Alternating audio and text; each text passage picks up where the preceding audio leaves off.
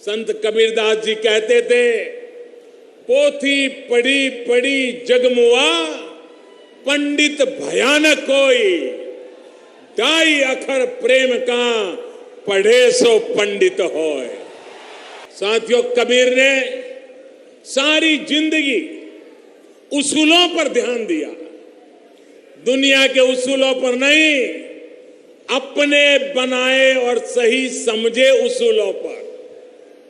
मगहर आने के पीछे भी तो यही तो वजह थी।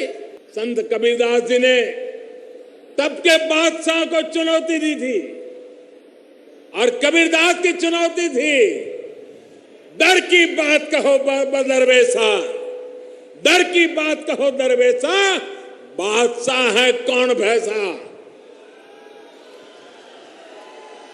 कबीर ने कहा था, आदर्श शासक वही है जो जनता की पीड़ा को समझता हो और उसे दूर करने का प्रयास करता है।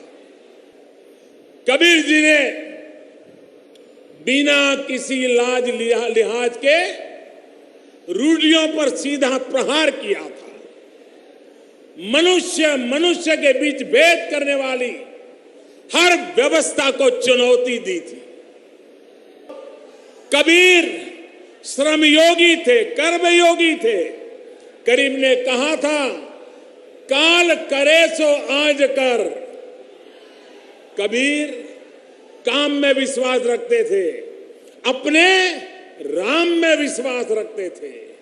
मानवता की रक्षा, विश्व बंधुत्व और परस्पर प्रेम के लिए कबीर की वाणी एक बहुत बड़ा सरल माध्यम है। खुद कबीर जी ने भी कहा है, तीरथ गए तो एक फल, तीरथ गए ते एक फल, संत मिले फल चार, सद्गुरु मिले अनेक फल, कहे कबीर विचार। भाइयों और बहनों, कबीर का सारा जीवन सत्य की खोज तथा असत्य के खंडन में व्यतीत हुआ। कबीर की साधना मानने से नहीं, जानने से आरंभ होती है। वो सिर से पैर तक मस्त मौला स्वभाव के फक्कड़, आदत में अक्खड़, भक्त के सामने सेवक, बातकात के सामने प्रचंड दिलेर,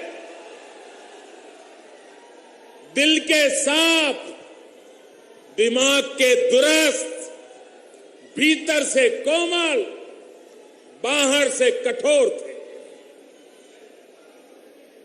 वो जन्म के धन्य से ही नहीं, अपने कर्म से वंदनीय हो गए।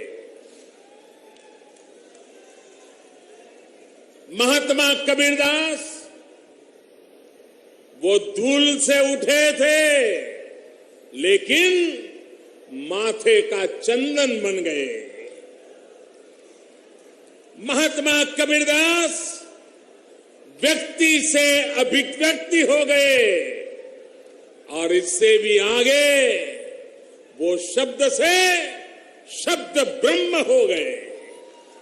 समाज को सदियों से निरंतर दिशा दे रहे मार्गदर्शक, समभाव और समरसता के प्रतिबिंब महात्मा कबीर को उनकी ही निर्वाण भूमि से मैं एक बार फिर कोटि कोटि नमन करता हूं। ऐसा कहते हैं कि यहीं पर संत कबीर, गुरु नानक देव और बाबा गोरखनाथ जी ने एक साथ बैठ करके आध्यात्मिक चर्चा की थी।